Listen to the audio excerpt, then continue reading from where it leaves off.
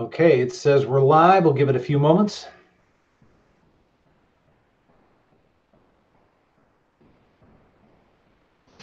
All right, looks like it's kicking off. Awesome. Well, howdy, everyone. Happy Wednesday evening. How is everyone doing out there tonight? Big Johnson, how are you? I am doing well, sir. How are you? You know, I'm doing well. And everybody, 17 is here with us. He had to take care of something, but he'll be right back. So we do have the terrible three with us this evening, and hope everyone is doing well. What's new with the world to the audience? Anybody do any fun shooting lately? Anybody have anything going on? I know Music's been talking about doing some shooting with some of her guns. What else is going on with you guys too? We're always curious about that stuff. Big Johnson, any big news for you at all? Uh, I got some stuff in the mail, but I'm not at home. So, I know what it is. I'm kind of excited about it. So when I get back, we'll open it up and play around with it and do some testing. All right, fair enough. Well, I'll be excited to see what that's all about. Music saying, "Where's the parakeet?" That's a good question. He's around here somewhere. I'm assuming you're talking about 17. Again, he'll be back in just a moment. He got called away on duty for a moment or two, but he will be back. But I see all sorts of people piling in. Really appreciate all of you guys joining us for sure. So we have a couple of topics tonight, although nothing terrifically formal. You know, occasionally we bring a boatload of topics and take the majority of the evening. And sometimes we like to just open it up and kind of make a little bit of a free for all with everybody. And tonight's going to be kind of a mix of the two. But as we're getting closer and closer to the end of the year, you know, we're wrapping things up with 2018. It's been an exciting year, I think, for a lot of us, certainly in the gun world, some fun releases and that sort of thing. But we're also getting pretty close to SHOT Show 2019, which will be in, I think, late January, if I'm not mistaken. And I thought it'd be kind of interesting to talk a little bit about some of the predictions you guys might have with some of the firearms coming out for 2019. And I say that because, you know, we've started to see some guns roll out already. You know, Glock did the 45 and the Gen 5 MOS models, the 19 to 17. They quietly did the 34 with the front serrations on their MOS. That's out there, although they haven't really said very much about it.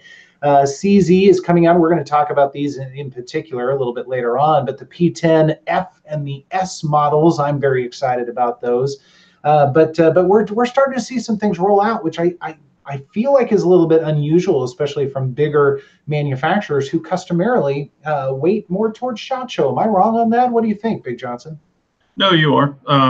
There's probably going to be some little guys jumping into the game, and there's one that I want to talk about too. I don't know if you've seen it, but yeah, I mean, I'm excited about CZ with the MOS, the P10, and I think that's going to be a cool deal. And I talked to a CZ guy and got some information on that, so we'll disperse that in a minute. But yeah, I mean, I'm excited to see what's going on. You know, there'll be videos pumping out. You know how they're, which is good. A lot of the people dump out like 50 videos a day, so there'll be plenty of it to see. Right. It's funny. Farm was saying least likely firearm company to fail. Now that takes a little bit of a deviation from SHOT Show to 2019. However, that's a very interesting conundrum there, I would say. And that's there, depending on what firearms are being released and where the market is swaying, and certainly any political moves that the firearm companies tend to make sometimes, or things they say out loud, can always impact the public's perception of that company. So, I don't know, Big Johnson, what do you think? The least likely firearm company to fail. I guess we're talking just right now. What do you think? That's interesting. The least likely to fail. Ugh. That's a tough one. I mean, I have been seeing a decrease, and I don't want to discredit anyone who owns this gun, but I've been seeing a huge decrease in the Hudson. I mean, a huge decrease. Like, I saw the Hudson, I think I sent you that email too. Prepper's Gun Shop was selling them for like $7.99. Wow. Yeah. It was, and that was for the all steel one. You know, they've got the aluminum one, they've got the comped one coming out, they've got all this other stuff, but I don't know, man. And I'm not saying it's a bad gun. Don't get me wrong. I know you had some issues with it, but it's hitting a niche. You know, it has to hit that niche. And if people aren't wanting to jump into that niche, or they try them and they're just like, they're not for me. You know, it's a pricey gun, you know. And I know Bald loves his and some other people like theirs and haven't had any issues, but you know, I do actually know a person that shoots it. He shot it in IDPA, and he'll shoot a match, and then it's like it's carboned up. His ammo won't cycle properly. And once he cleans it and decarbonizes it, then it'll shoot good. After like about 200 rounds, it just carbons up, you know. And I know it's a precise barrel, but good Lord, that's quite an expensive pistol to not shoot, you know, like he wants it to. Now, granted, that's probably with his reloaded ammo, so that could have something to do with it, with the coating, but still. Yeah, and I mean, they're a Texas company. I would love, you know, Jasper's talking about he would love to see them succeed, and I would love that too, because they're a Texas company. Well, I maintain, and even though my experience was not all that great, I actually wish I still had it, and I wish it ran, because, and I've been saying this all along, when it did run, it was a really fun gun to shoot. It was a great experience because of that, that all steel frame and slide. It sits so low in the hand. I mean, it was a sweet shooter. That trigger was even really good. I mean, it was a little unusual, but it was good. So I truly, and I said this on that video that I released, that cursed video. I said, hope they succeed, because I love innovation. We've talked on this chat so many times about companies becoming stagnant. They're not innovating as much as we'd like to see, whatever that looks like. It looks different for everybody. But anytime a company is innovating, somebody mentioned the Alien a little while ago. That's another one that's innovating a little bit. It's doing some things a little bit different. I don't know that the Archon's necessarily terrifically innovative, but I like the styling and I like the idea of it, especially sitting so low in the hand. But the Hudson, I truly would like for them to succeed, because I like the idea of it. And again, it was a really fun gun to shoot. Now, who knows what will happen? It's a small company. I agree that their sales don't seem to be quite as good, but we don't know that for sure. They could be going gangbusters, and we don't know the numbers. So it's tough to, make any guesses or anything like that. Yeah. 17, the question was, which firearm company do you think is likely to fail or could potentially fail? That's a good question. I think it's too early to say if Archon is going to fail. Although as fast as I saw some of those things, I haven't seen anything after that. I don't know if you guys have noticed that there hasn't been a lot of play on those guns. I think they have a good potential. I think Hudson might have a good potential. I know that KS mentioned that. Just because they don't have a long established name and they don't have a lot of, I guess you could say, market in regards to selling their firearms. But who knows? They may be bought out by somebody. It's hard to say. But I'd say probably Archon or the Hudson. Yeah. Yeah, and it would be a shame. It would be a shame. And we don't want any firearms company to fail, because that's bad for all of us. Even if you don't like their product very much, we want firearms companies to succeed, because it gives us all more options. And I feel like the community, by and large, is stronger the more manufacturers we have, whether it be domestic manufacturers or foreign manufacturers that we're able to import in. So options are good. Even again, if you don't dig it at all, options are good. So. And one of the Johnny Danger has a pretty good question. If you could make your version of the perfect handgun using other companies' parts, what would they be? Ooh. What do you guys think? That's a really good question. Well, it actually leads into one that I wanted to talk about, but so go ahead. What do y'all think? I mean, the ideal gun, probably the Steyr lower. I think that's one I would want just for the ergonomics. Trigger, either the PPQ or the P10, or like an Apex from the Smith & Wesson would be sweet. Man, I don't know. I mean, that's about it. I got the lower. All right, you guys have to do the others. We have to all three build. Okay, so we're all three, we have to add a part. I would go with Dawson sights for sure. I like the Dawson sights. If I would probably go with a fiber optic sight. And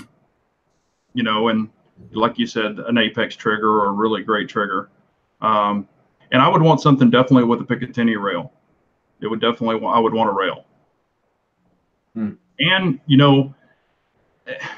there's so many freaking polymer guns out there. Everybody does a polymer gun. And one thing that I kind of, I really like about the, that I really enjoy about my, my Sphinx is, it's three parts. It's stainless steel slide, or billet, middle basically, and then a polymer grip. It's kind of all three of those brought in, and I really, really like the gun. So if we could see more of that, I think that would be, pretty awesome. What do you think, KS? I don't know. That's incredibly tough because I sit here and occasionally I know I've made comments on various videos. If I could do this or do this or do this with a gun, I feel like it would just make it that much better. But dialing in on trying to conglomerate or mesh together a firearm to make it the perfect firearm or whatever, I don't know.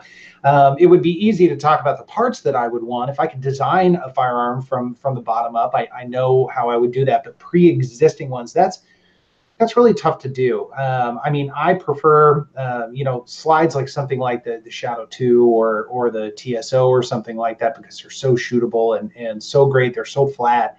And that's such a fun experience, but I'm not thinking necessarily in terms of carry. I'm kind of straying away from that. So I don't know.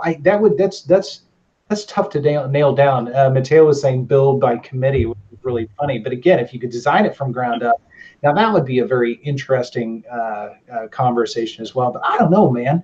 Well, a gun that's really turning me on, and I need your help in trying to pull it up. Okay, it's by Nemo Arms, Nemo Arms, and the pistol is called a Monarch, Monark. And actually, Harry told me about this, and I looked it up, and I've watched they got a video on it and everything. But if you're able to pull that up and lock it on your screen, that thing is freaking impressive, and it's a striker fire gun. Please hold.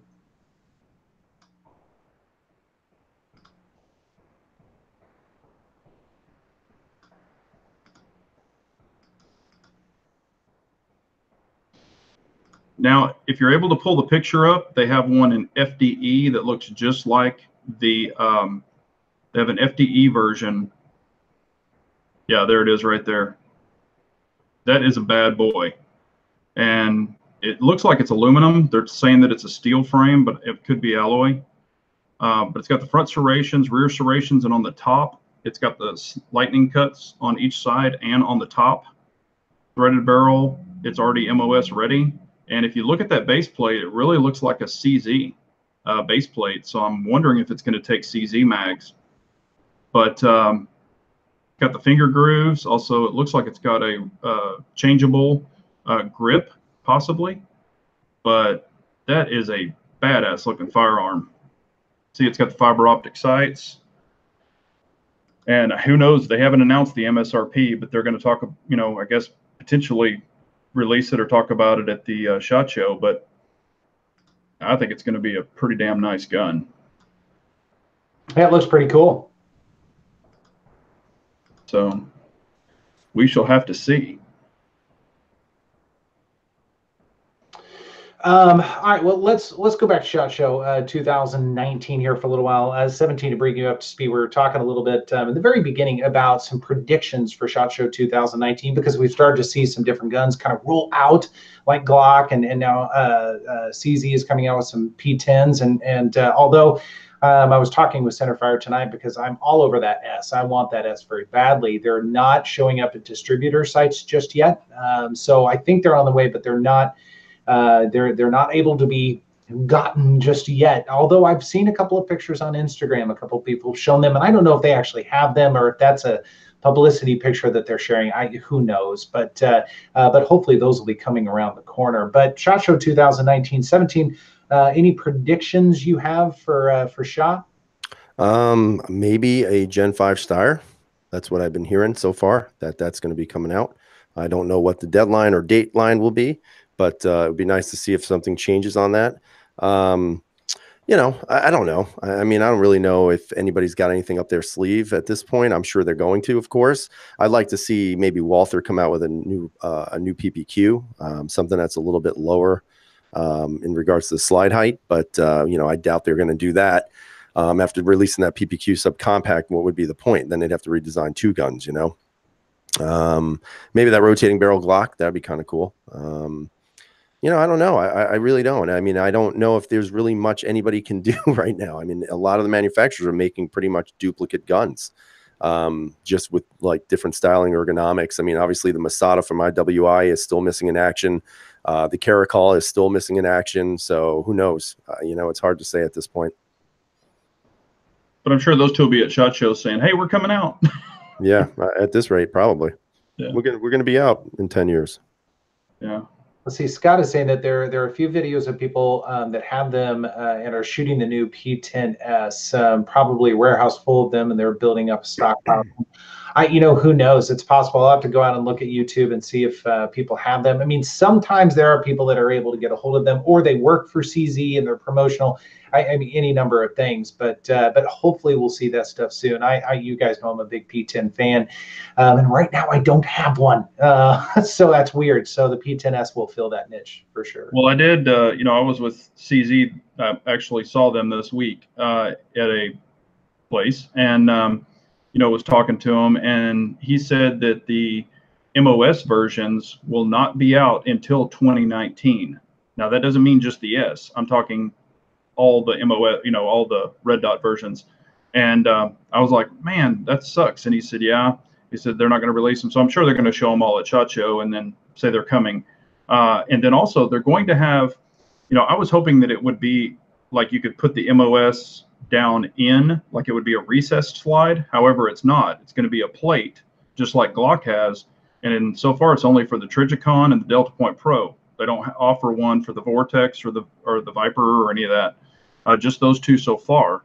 You know, I was trying to get as much information as I could, and he was trying to give me everything, and showed me some other pictures of stuff. But, you know, I was just like, man, it seems like, you know, with everybody coming out with them, you know, milling the slides for them, they would come out quicker. But I'm sure they just want to make sure everything's right so they don't have any issues. But I was hoping it would be recessed in the slide a lot deeper.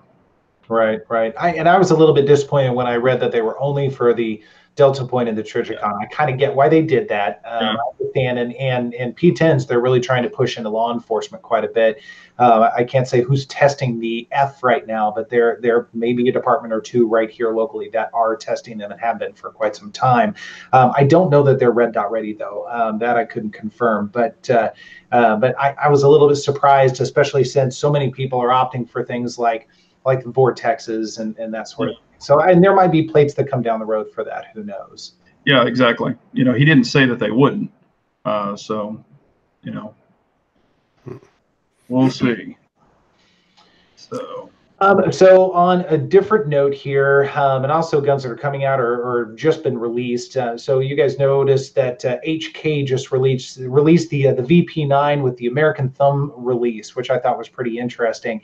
And so I was kind of curious about that and what everybody thought about that. You know, that they didn't do anything else. There's nothing else different. It is the exact same gun that it has been for, I don't know, 5-6 years, something like that. The VP9's been out for quite some time. And I was kind of curious, is that going to drive people to pick up more VP9s? And I know there are a lot of people that are fans. I'm a fan of the VP9. I like it quite a bit. But I thought, I got used to the paddle design and it was fine. I was never yearning for the American release. Some people probably are, but what do you guys think? Think that'll bring people back to VP9s? I mean, I'm sure it will some people. You know, it didn't bother me either way. Or it doesn't, but you know, it wouldn't make me run out and buy one just because they put the Americanized version on it. You know, I know a lot of people griped about the PPQ, and then they came out with it, and then some people were like, "Well, I prefer the version 1 or the M1." So, you know, who knows? I mean, I guess it gives a different butt for every seat. You know, so whatever you like, buy which one you like. You know, right. I don't think it's necessarily going to drive sales though.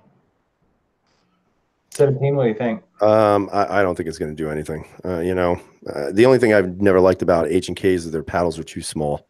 Yeah. Compared to Walther's. Walther's has a longer arm on it, and I know you can buy longer arms on the paddles for H&K, but I just think they're too small. So whether or not it's a paddle or a button, it's still a VP9. You know, I don't think it's going to do much, because how many people out there probably already own VP9s? A lot. So that means, what's the likelihood of them getting rid of it just to get one with a button? Yeah, and with that gun, or even one PPQ, when you're shooting it, you can train with this finger to pop the mag release rather than popping your thumb, wrapping it around, because a lot of people can't do that without severely breaking their grip. So I think it's just a training issue, but I never had a problem with it. At first I did. When I first started shooting, I was looking for the button, but that was like the very first shots. And I was like, oh, damn, this is VP9.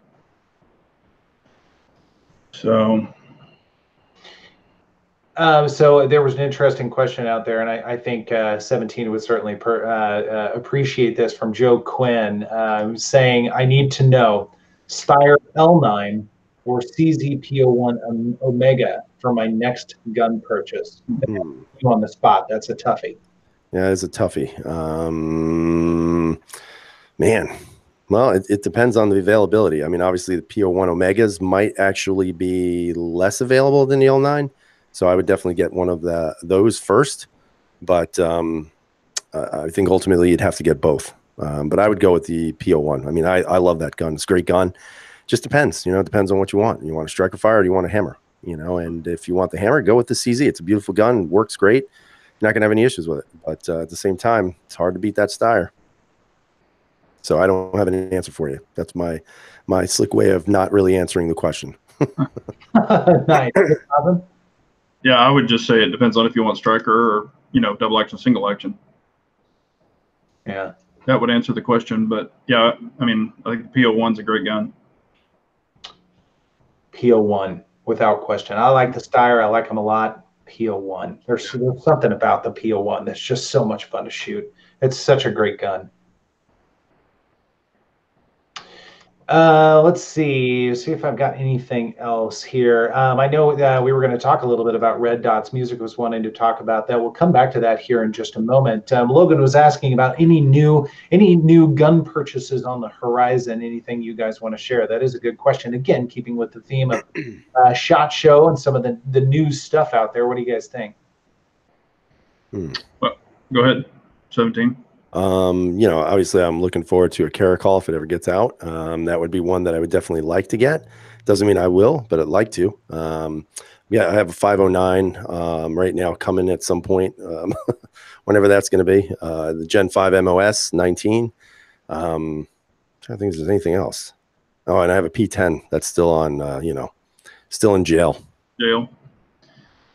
Yeah, I got the new PCC American Resistance pistol caliber carbine 9mm 16-inch barrel. I already got that, and going to be doing some shooting with it. I got the Lancer L30 heavy metal 308, and then I picked up a Weatherby 308 bolt action, and I haven't put those on videos or anything. I think I got something else. Yeah. No, maybe I didn't. Hell, I can't remember. It is tough. It is tough to remember those things, right? Yeah. So there are definitely some things coming up. TriStar is sending me a firearm to test, so that'll be really fun. I have no experience with TriStar, but very similar to CZ's, so there should be some familiarity there, and I'm excited for that. And what else? I actually am going to do the Archon. I'm curious about the gun, and Coda speaks so highly of it. I have to try it. I'm hoping it comes in tomorrow or Friday, but I highly doubt that's going to happen. I think it's probably going to happen next week. But then I've got my eye on some other things. Of course, the P10S, that's on the list. As soon as it's available, we'll get it in. And then down the road, the Rex Delta, I really want to try that as well. I think it actually is a cool gun, but it's not supposed to be released until, I think, December. So we've got a little ways for that. And then I'll be honest with you, the Canik Elite Delta, or Combat rather, the Canik Elite Combat. The FN 509 copy, tactical. Yeah, it's funny, and I was thinking about that because I've got the 509. I've been working with the Apex trigger, and I was thinking, man, there are a lot of similarities between the two, but I really kind of want to see what was it? Is it Salient? I think who's doing some work with them on that, or whoever it is. Is it not? Yeah, I don't know. I think it's Salient, but they're doing the red little safety thing, so maybe it is. Well, yeah, it's their trigger. It's their, I think, like coating on the internals, and I'm not sure what else. But I think it's kind of a cool looking gun. I'm curious about it. So those are all on the list right now. Have you seen? And speaking of new guns, have you seen the new STI? It's called the Silveretto. It's their new single stack 9. It's going to be $1,495. I was real excited about it because I was thinking it was going to be like the Wilson EDC, combat that we were talking about, that Harry picked up, and I thought it was going to be very similar to that. And I was like, wow, $1,495. That's not bad compared to the Wilson. And I started watching the videos on it, and I finally found some stats on it because they haven't been listed. And the damn thing is an 8+1. It's not a 15+1 like the Wilson. And so it is literally a single stack. But I was like, I don't want it then. But it's just like a mini 1911. But it looked pretty cool and supposed to shoot really fast and have great trigger and all that stuff, the STI characteristics. But I was wondering if it was really going to compete with the Wilson, that EDX9 or whatever it's called. It looks like a pretty cool gun. Sorry, I had to do a little message deleting there. Gizmo, clean it up or get out. Ooh. Just so you know. Yeah, I missed what he said, but I'm glad. Hammer yeah, down. it's only $14.95, 17. What's $14.95? What were you talking about? The STI, the new single stack STI. I was hoping it was going to be like the Wilson EDC or EDX9, but it's only 8+1 instead of 15+1. Huh. Interesting. They're just sneaked it out and they're talking about it, and it's called the Silveretto or something like that. They've been popping it out on Instagram quite a bit. Gotcha. Yeah, Steve Pro 2. Yes, we did talk about the Nemo Monarch.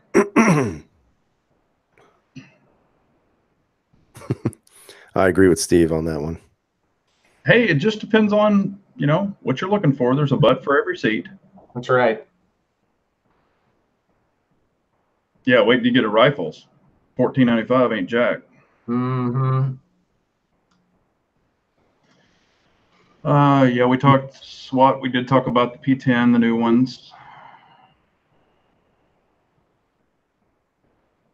I'll admit I'm out of topics, to be quite honest with you. We burned. No, we were going to talk about red dots on pistols. We talked red dots here a little bit. Music, if you want to post or pose your question again about red dots specifically, that would be great. I know you wanted to talk a little bit about those because you've been checking them out. Yeah, I believe what if I remember, she was talking really kind of even before we started the chat. She was, basically kind of asking like, do you prefer irons or do you prefer a red dot? If I remember right, correct me if I'm wrong, Music. What are people shooting more, red dots or irons? That was her question. It just popped up. Gotcha. What do you guys think? We think 17. The red dot is always fun. I don't know, man. I'm still iffy on it. I don't know if it's, I know a lot of people right now are saying this is the next big thing for handguns and just basically every gun. But at the same time, I don't know. I don't know how I feel about it. I still don't. Even shooting them and owning them, I still don't necessarily think that for me as a shooter, it's not something that I have interest in, to be quite honest, in regards to burning a lot of money on this red dot and that red dot, which is kind of why, even with the P10s, not having a lot of plates released with them, it really kind of, I think, just hamstrings a lot of people, because it's going to be forcing you to pay maybe premium prices for a red dot. So would you be better off just getting a regular P10 and just milling it, and just buying whatever you can for that milling job? Because, not many people out there can go and buy, a $1,500 Trigicon or whatever the hell they cost. There may be somebody who has money to buy one red dot, like a Venom, because let's face it, Venoms are good red dots that are affordable. So, sometimes I wonder if we're just going red dot crazy. And again, if it's battery powered, if it's solar powered, if it's, fusion powered. The way I look at it is if it's one more thing that can fail, and I don't want to have to rely on something like that. But that's me, it's my own personal view. Mm-hmm. Yeah, and Scott even brings up a good point. Because I was going to talk about this too. I did the carry optics and really tried what was it, like, I don't know, 2 or 3 matches or something, or 2 matches or whatever with it. Trying to get used to it, and it's not that it's bad. I mean, I actually like it. However, I don't like it on a Glock. It's just the angle of the Glock. It just doesn't set up right for my eye, and that's just a thing. And I'm not saying I don't like Glocks. Don't get me wrong, but it just didn't work for me right on that pistol. That's why I really want to put it on, like a 509 tactical or something like that, to see how it's gonna change for me. Now, I also have astigmatism, and so I don't see the crisp dot. It kind of blurs on me, or flowers. But I've gotten to where I can pick up the part that I know works for me, even if it's the top or the side or whatever, and then I just really pinpoint on that, and that seems to work for me. I kind of go way back to when we were shooting rifles back in the day. We used iron sights, then we used scopes, and then now everybody uses red dots and things like that. And that used to be the gripe back then. What if the red dot goes out on your rifle and this and that? Well, of course you have backup iron sights. Well, it's kind of the same with a pistol. If you're going to run a red dot, you need backup iron sights. That either co-witness or a third co-witness with it, because if it ever does go out, then you've got your regular sights you can shoot with. But I think anything, and I think the future is red dots for sure. I mean, gosh, there's tons of police departments that have already gone to them that I know of in my area. I think it's something to have. It's just, as long as you have backup iron sights, I think that's just 2 things that can help you, versus just one. And it's not like if it gets rain on it or something, you can't see through it. I've practiced with mine in the backyard when it was misting, and it definitely got wet, and I could still see it. It wasn't an issue. I'm sure some can blur out, but I think just finding the right red dot for you, like the Trijicon RMRs, the window's pretty small, but on the Delta Point Pro that I have, it's larger, like it is on some of the Vortex, and I like it. I mean, I think it's pretty cool. But again, personal preference. Whatever you like and practice with, shoot it. Right. And it definitely is a different skill set. I had not shot red dots for quite some time since I did my Glock 19 MOS build early on, beginning of last year, I think. And so when I've been doing this 19 MOS Gen 5, and I've worked with the red dot a little bit, it was awful. It was bad. And again, I think it's a slightly different mechanic that you have to have that skill set for.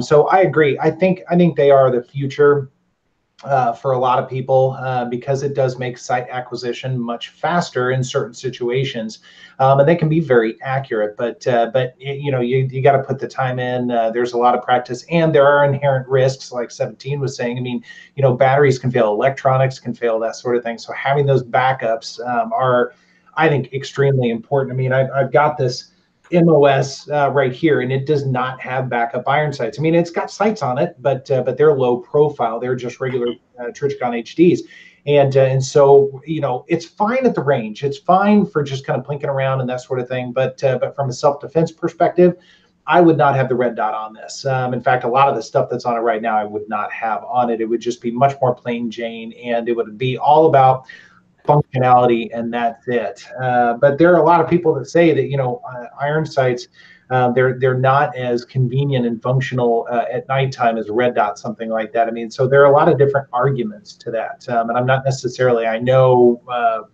which one is the best. I think you guys both said, I mean, pick what you like and with it, have fun with it, and just run with it. Yeah, because I did notice when I stopped using the Glock, MOS, and went back to my regular irons, the Dawsons that came on the CZs.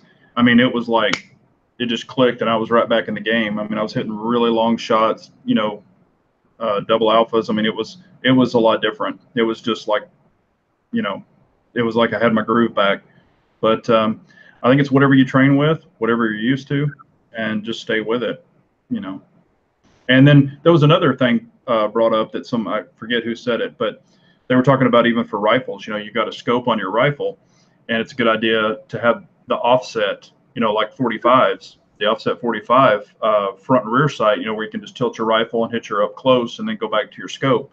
And that's a great idea. And one thing that I'm going to do with the 308 deal I'm doing now is I'm going to put a scope on it, but I'm also going to have an offset, and they have a mount for a red dot to go on it, like a Trijicon or a Delta Point Pro. You can actually put it on there so you can have a scope and you can have a red dot on an offset for a 45 to where you can just tilt your rifle and hit anything in 100, within 100 yards, and then go right back to your scope. And I'm going to be grabbing one of those mounts and trying that, because I think that's a really good option too. And you don't even have to have the sight sticking out on the sides. Yeah. So let me ask you guys, this is kind of off the topic of red dots. So of all the guns you have in your collection right now, which gun, if you didn't have to worry about YouTube or anything else, if there was no pressure and you just wanted to go to the range and just shoot for fun, for the sake of shooting, whatever, what would be your go-to gun? What would be the one you're looking at your safe going, man, I really want to shoot that gun. I haven't shot it for a while, or I love shooting it, or whatever it happens. What would be number one on your list? Go ahead, 17. What would be number one? I don't know. I mean, I just took out the M9 and the M&P Compact, the 2.0. I'll tell you, man, they're both great shooting handguns. I think it's been a while since I shot the Steyr, and I was happy to go back to it because it just shoots so well. But that compact, that 2.0 compact, man, with that Apex trigger, I just love shooting it. It's just such a wonderful trigger and just an easy gun to shoot. I'd have to say it's a tie between those two. I mean, those would be the two guns. And it even happened for me. I didn't even want to video anything. I just made some really short stuff and then went back to shooting because I was just having such a good time. But for me, it would have to be a tie between those two. I can't pick one or the other because to me, they're the best handguns I own right now. One of the guns that I really, really enjoy shooting, and I haven't shot it that much because I've been working through a bunch of stuff, but honestly, and it's fun, you might laugh, but the little Ruger, the 2245 that I tricked out with the comp and all the bells and whistles, and it's got the Apex trigger in it and tandem cross parts, that thing is so freaking fun to shoot. I mean, you can just light it up. Now, of course, it only has, it's got the tandem cross +1, so it's 11 rounds. But, I just love shooting a 22. I mean, I can shoot anything, but 22s are just flat fun. And that little 2245 is fun as hell. I kind of fluctuate from day to day, week to week. If I open up the safe and I just want to go shoot, and I still do from time to time, although it's pretty rare anymore, but just for the sake of shooting and no cameras or anything like that, I will say the Shadow 2 is probably number one for me. I absolutely love shooting that gun, even more than the TSO, and really more than any other gun in the collection. That Shadow 2 is just so much fun and such a great shooter that I sort of look forward to any excuse to shoot it, and it's not very often, unfortunately. Yeah, I mean, I love my Shadow 2, but I've shot it a ton. So I think it's just fun to drag out something totally different, not even a 9mm. That's why I chose the 2245, just because it's so damn fun. But yeah, Shadow 2, I mean, it's an awesome pistol. Mm-hmm. And that's another thing that, and I'll bring up a question since we haven't. What is the gun that you like that you feel you don't shoot enough? All of them. Well, I know, but you can only pick one. So you own it, but you just don't shoot it enough. Not that you want to get rid of it, but that you just don't shoot it enough. 17. And I know which one you don't shoot enough. I don't shoot my Omega at all. I know. I don't. I mean, that would have to be it. It just sits in my safe. I pull it out every once in a while, look at it, smile, giggle, and then put it back into the safe. Wipe it down with a diaper. I just want to say something, Captain Phil. This is yours, buddy. You're our first random winner. You're going to get the anti-rotation pin set. So you got to send me your address. All right. First winner. Yay. Well done. Well done. Phil's the winner. And I think you have my email already. I'm not sure. If not, it's my channel at Gmail. There you go. Cool. Not literally my channel. Winner, chicken dinner. It's not my channel at Gmail. You have to spell it out. All right. Yeah, to answer that question, I mean, I would say all, but it would actually be a toss up between the Shadow 2, because again, I love shooting that. But then also, I got to agree with 17, the 2.0. 2.0, I don't get to shoot enough, and when I do, it's one of the best shooting guns I have, and the trigger makes all the difference in the world. I mean, it's got a great sight lineup with the Trigicons, but that trigger. Man, if anybody, and I'm totally plugging for Apex right now. They give us nothing, by the way. We're just love them to death, and they're great people.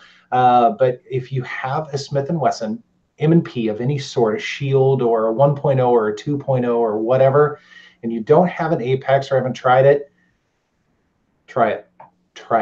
It'll change your life. I've never experienced such a crazy change. Now, I've been working with the 509 with the Apex in it, and it's a good trigger too, but it doesn't change the gun quite like the Flatty does for the Smith & Wesson. I mean, it really is it's crazy.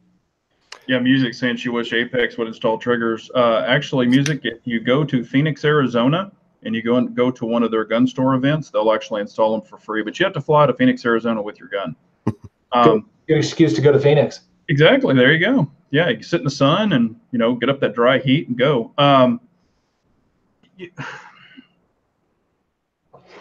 What the hell were we talking about? Guns we want to shoot. Guns. Oh yeah. Okay, the gun that I really, really like, and honestly, I'm going to be very honest. I haven't shot the gun in probably almost close to a year now, maybe less, but it's been a long time. And I love the gun. Is my CZ97B, the 45 ACP. I love it. It shoots great. I don't like the rear sight, but I can still shoot it good. But yeah, I just don't shoot it very much. I'll never get rid of it. I just don't shoot it very much. And I do want to just purposely go and just shoot that gun one day with no cameras. Just go and shoot it and enjoy it. Mm-hmm. Yeah. There might be one other one, the Scorpion. That's one, and I got some trouble from Sheck. He's out there somewhere, and he was saying he hadn't seen the Scorpion since the original video, and that is so true. And I've certainly shot it quite a few times. I mean, Big Johnson, you and I shot it together. Yeah, we shot our Scorpion. I've shot it a number of times after that, and that's bad. I mean, I have this gun sitting there, and it's gathering dust. I mean, at least with most of the other guns, they've been on videos to one degree or another. I've shot them to one degree or another. So almost everything else gets some love periodically, but the Scorpion really has gotten none. So I actually thought the other day about potentially walking away from it, not because I don't absolutely love it, but if it's just gathering dust, if it's just sitting there, it makes no sense for me to keep it. So I have to weigh my options there, or start shooting it again and that sort of thing. It's a great suppressor host. That's been a lot of fun, but I've got some other ones. So I don't know. I haven't quite decided on that yet. Yeah, and since I have the PCC, the AR version with the Glock that takes Glock mags, tell you what, it is a different feel from our CZ Scorpions, with the long blowback block, it kind of chugs back there. I noticed a different sense shooting the Scorpion versus the AR9 version. But like I said, I still like them both. Love the Scorpion. It's a great pistol. And yes, I can't remember. There was a question that came across just a second ago. Somebody was asking me, hell, I can't find it now. Somebody's asking me if I still have the Shield 45, and yes, I do. And actually, that's another gun I haven't shot in a long time, but yes, I like it and own it. All right, so if you guys don't mind, really quick, I think what I'm going to do is I'm going to give away the wrench right now. And that wrench is, and I hope you guys don't get pissed off. And if you do, oh well. Sorry, guys. There's only one thing else I got, and it's this ginormous wrench here for an AR build. So I'm actually going to wind up giving this to Captain Shark. I'm going to keep it within the captains tonight. So we've got, Captain Phil and now Captain Shark. So you two are the winners today of the parts that for an AR build. So Captain Shark, Captain Phil, you just got to email me, 1776erbust@gmail, and you just send me your address, and I will have those out in the mail for you as soon as I get a chance to send them out. So like sometime next year. Winner, chicken dinner. So that's it. That's my giveaway, guys. So now watch all the numbers dump. Watch. God, everyone, run. We'll have 5 people. So, you know, if I had more to give away, and maybe I will at some point, I will tell you right now that I got something in the works, which I think is pretty sweet, and especially for you guys who love building ARs. That's all I'm going to say. So, you know, just keeping it real, guys. I can't build them. If I do, I got to spend more money to make them New York compliant. So for me, it doesn't make sense right now. Steve gave us 2 thumbs down. Thank you, Steve. We appreciate you. So, yeah. And Scab is now saying that's racist against non-captains. You're right. So and Knuckles just said that 1776 has always got to throw a wrench into it. Yeah. Let's listen. You know what? Next time, guys, I got something coming. I promise you that. So stick around. It's gonna be fun. Yeah. And the screen is stuck on Big Johnson. Uh-oh. Do what? The screen is stuck on you. Uh-oh. That's probably a bad thing. Nobody wants to see my mug. I don't know why that is. I just see you. Even when okay, now I see 17. Well, I don't know. It's doing something weird, probably. Basically, what happens when we do the screen share, it jacks up the whole thing. It's a very strange deal, and I've never figured out how to put it all back. So here, we'll put it on 17. There you go. No, don't put it on me. Definitely don't want to see myself. He's got a face for radio. Right. We'll put it on me then for a moment or two. I'll steal the spotlight. We actually have a question. Ree was asking a moment ago. Have any of you set your 1911 aside when going to the range? Because when you shoot them alongside the polymers, it reminds you how much better the 1911 triggers really are. Very good question. What do you guys think of that? You know, I don't have much experience with the 1911s. Obviously, I shot the EMP. That's a great handgun. But you know, I've also gotten spoiled with the Apex triggers. So for me, it's pretty much the M&P 2.0. I think is probably the finest trigger of any handgun when you adjust it to what you want. And I don't know, man. I shoot this, I think, even better than that 1911. It's just, I don't know. I don't know how to explain it. All I can say is go get yourself one. That's it. Okay. Because you're not going to regret it. It's the M&P 2.0 series is just fantastic with that Apex trigger. You know, if it doesn't have it, it's a good gun. With it, it's a great gun. So I think for me, you know, I'm fortunate. I have guns that have good triggers on them. The 1911 is a good trigger, but I think that compact is just, you know, it's just the best that I have right now. Yeah, I mean, they are great triggers. Yes, when I had, you know, a few 1911s, yeah, I would just go to the range and try to shoot 1911s because they will spoil you. However, with the CZ TSO, you know, that's a 1.5 pound trigger. I mean, that thing is an incredible trigger. But when I do, I'll go, like when I go practice with it for competition at the range, I only shoot the TSO because, you know, if you shoot it and you set it down and then you pick up even another polymer gun with a great trigger, it still can't compare, you know, to the TSO. So yes, you can be spoiled by really good triggers and then, you know, go to a different trigger and you'll see the difference, you know. But then again, you can train through it. You can shoot, you know. One thing I've started to do is if I go to the range and I'm shooting guns, I will try to make it a striker fire day at the range, and then I will try to make it a double action, single action day, because even going between a double action, single action and a striker fire can kind of, you know, get you a little wonky too.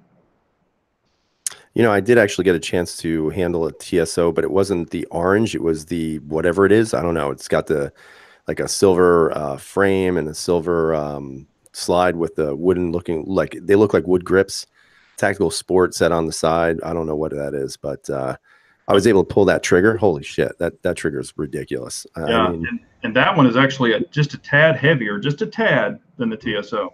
Yeah, it's a beautiful gun. Didn't like the price, but it was a beautiful gun. And that trigger was crazy good. You know, Trucker made a good point. Weight of a trigger doesn't determine how good a trigger is. And I think there's a lot of value to that. If you can find a trigger, even if it's 5, 6, 7 pounds or whatever, but it's buttery smooth and it's predictable and it feels good to you, there's no shame in that whatsoever. Totally agree. Now, going back to the original question about the 1911s versus polys, I don't mix the two at the range. And anymore, I really try, when I go to the range, I try and focus on one gun. Because anytime I go from one gun to another gun to another gun, something is likely to suffer. It's usually me, but oftentimes one gun or something, just, you get used to one feel and then all of a sudden you change, and it's a whole thing. But to me, and you guys know I'm a 1911 fan. I'm a junkie a little bit. I absolutely love them. I wish I had more in the collection, but they're kind of expensive, and it's tough to have too many of those when you're trying to do other things for the channel. But there's, to me, something about a good 1911 trigger. And then the ergos, the feel of the 1911 grip, and it's a little thinner grip than some guns out there, and I actually like that. For whatever reason, it works really well with my grip style.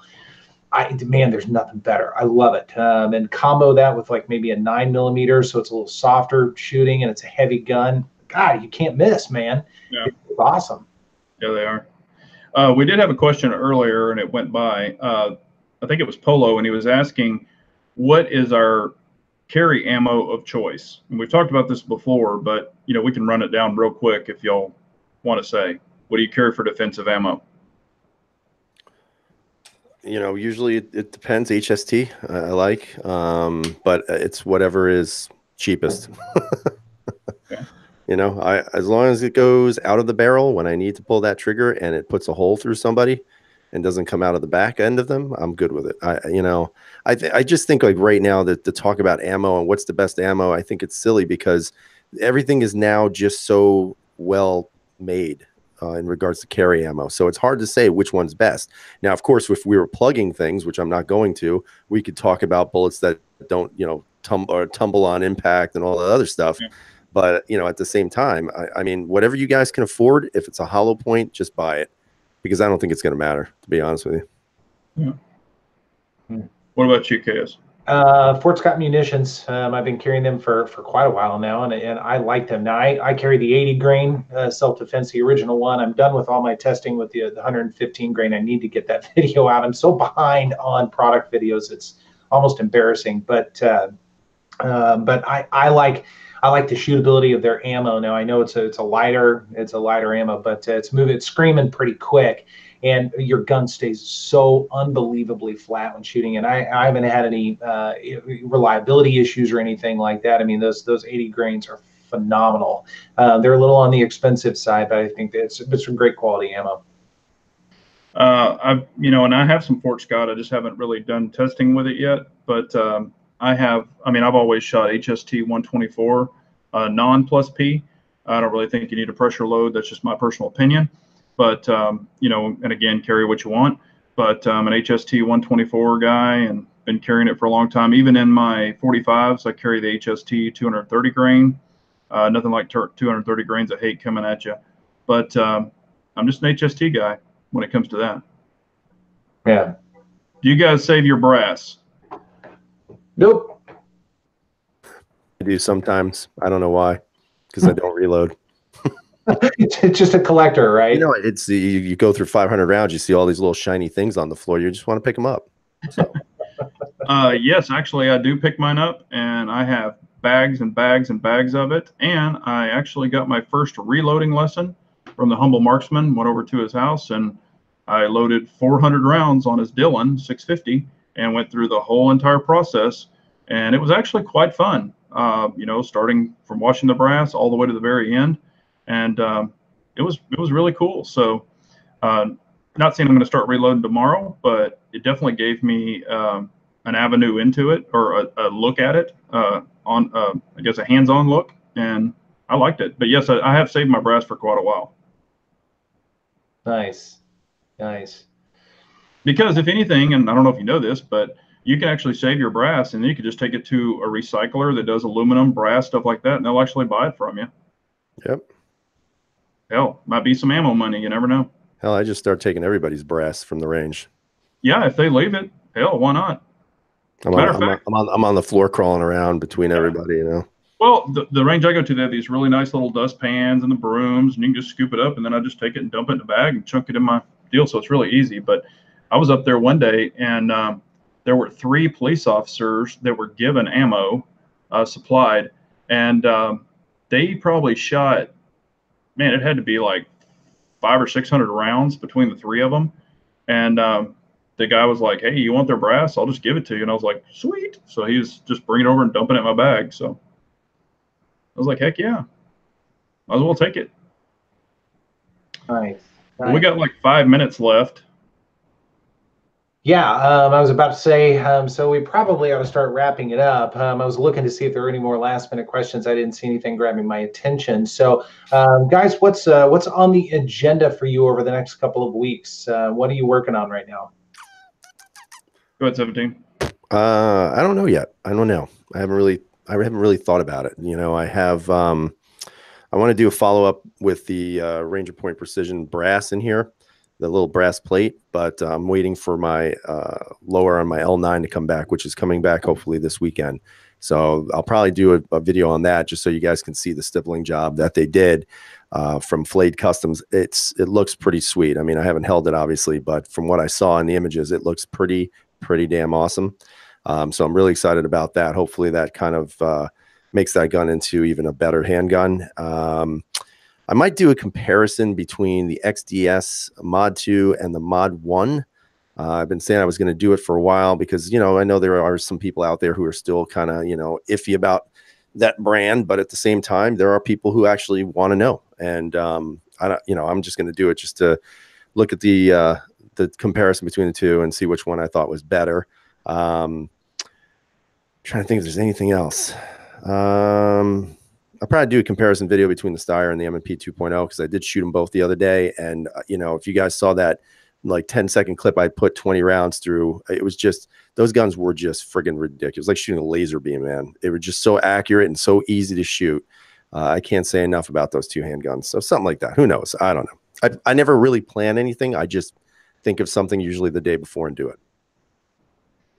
I hear you. Yeah, I've got a lot of stuff to catch up on. I've got some gear. I've got definitely some guns that I need to get videos out on.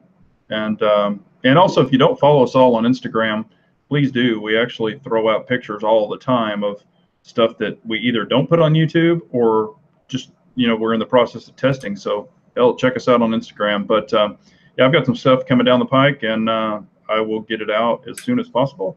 And that's pretty much what's going on with me. Nice, nice. Yeah, a lot of product stuff coming up. I really need to get off the plate. Apex 509, I've been talking about that for a while. And then there was a request for actually, and if I could only have one with all the Apex triggers. I thought that was kind of a cool idea. So I'm going to start working on that as well. Be revisiting the PO1 Omega. This is the black one. So I've got that coming. The Brownells build is done.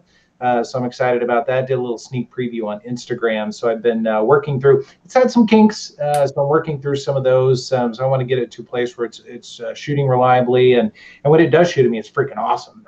So I'm just kind of working through all that. Some other products as well.